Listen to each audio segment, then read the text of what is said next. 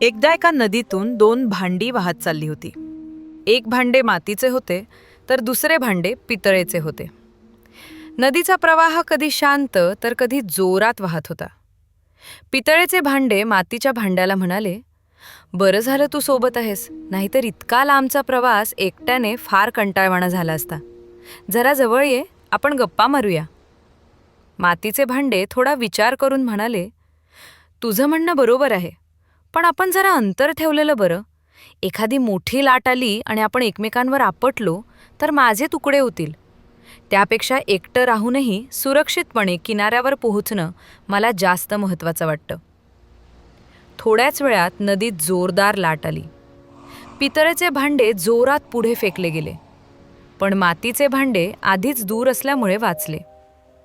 काही वेळाने दोन्ही भांडी सुरक्षितपणे नदीच्या काठावर पोहोचली.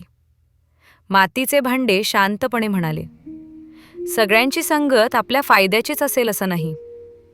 तात्पर्य: सामर्थ्यवान लोकांच्या संगतीत दुर्बलांनी नेहमीच सावध राहावं. योग्य अंतर राखणं हेच शहाणपणाचं लक्षण आहे.